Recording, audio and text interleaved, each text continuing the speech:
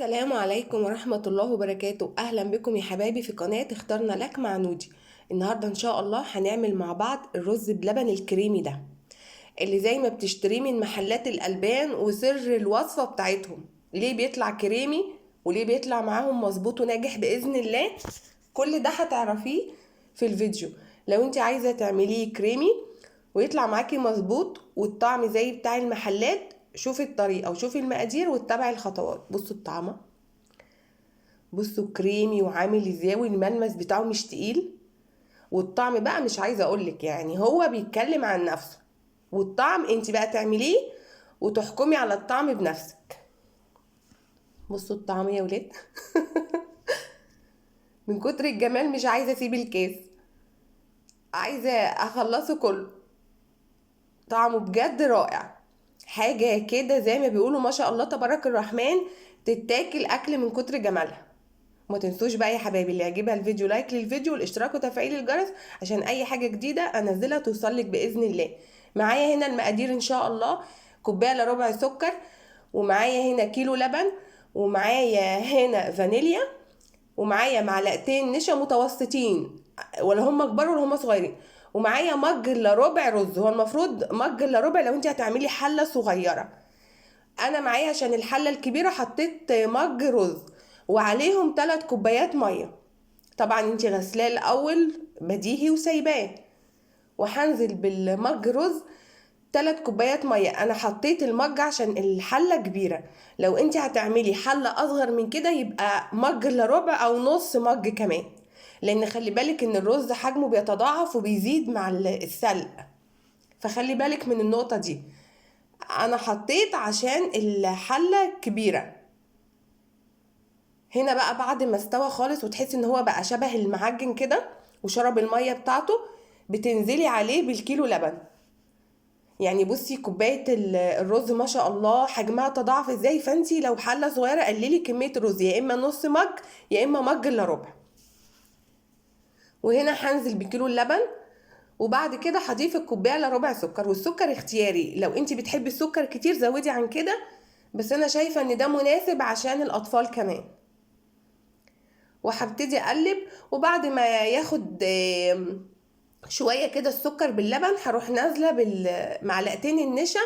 لو لقيتي الرز بتاعك منزل نشا كتير قللي النشا، يعني خليها معلقه كبيره نشا.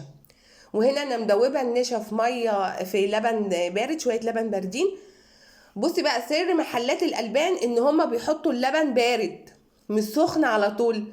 اوعي تغلي اللبن، السر بتاعهم ان اللبن لازم يكون بارد. هنا قبل ما يستوي رحت نازله بمعلقه الفانيليا بتديله ريحه وطعم. هنا بقى معايا اخر حاجه، المفروض ان انت بتحطي قشطه، بس انا ما عنديش قشطه فحطيت معلقتين كبار كريمه لباني، بتخليهولك بقى طعمه ولا الريحه بتاعته فظيعه. يا سلام لو في قشطه. انا هنا حطيت معلقتين كبار كريمه لباني، ده هيديكي كمان الملمس الكريمي زي بتاع محلات الالبان بالظبط.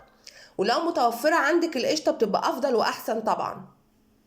هنا جبت الكاسات وهبتدي احط فيها، بصي بسم الله ما شاء الله، يعني من كوبايه رز طلع كميه كبيره قد ايه. طبعا بتحطيه الاطفال لو مثلا عايزين يفطروا بيه او يتعشوا بيه حاجه خفيفه، او ليكي انتي. بس حاولي على قد ما تقدري قللي السكر عشان الاطفال. بصوا الملمس بتاعه شبه الكريمه ازاي. اتبعي خطوات نودي وطريقه نودي وان شاء الله يطلع معاكي مظبوط زي بتاع المحلات بالظبط. بصوا طلع الكميه طلعت قد ايه، بسم الله ما شاء الله تبارك الرحمن، من كوبايه من مج رز. والرز برضو لو انت هتعملي الحله الصغيره قللي الكميه عشان ما يطلعش معاكي لازق في بعضه كده وناشف شبه الحجره. خلي بالك برضو من النشا، ما تحطيش نشا كتير. لما تشوفي الرز بتاعك نزل كمية نشا قد ايه، لو نزل كمية نشا كتير يبقى معلقة نشا. واللبن لازم يكون ساقع. هنا بقى عشان يدي الكرمشة اللي هي بتبقى في المحلات لما بتيجي تشتريه في المحل بتلاقيه طبقة من فوق زي تعريجة كده. بتجيبي الورق الاسترتش وتروحي لفاه كله وتدخليه التلاجة يبرد، بس ما بتلفهوش على طول وهو سخن، لا استني شوية عليه لما يبرد، وبتروحي لفة عليه الورق الاسترتش ومدخلاه التلاجة. وبعد ساعة بيديك الشكل اللي هي التعريجة اللي فوق. هو طبعا ما عطينيش قوي لان هو المفروض بيقعد في التلاجة كتير، بس انا عشان التصوير طلعته يا دوبك بعد ساعة. انا غلفته كله كده وهدخله التلاجة وهوريهولك بعد ما يطلع. وبالهنا والشفا يا حبايبي للي يجرب بطريقة نودي.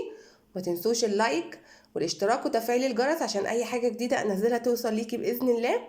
قناة اخترنا لك مع نودي. بصي الشكل النهائي كده. انا هشيل من عليه الورق وهوريهولك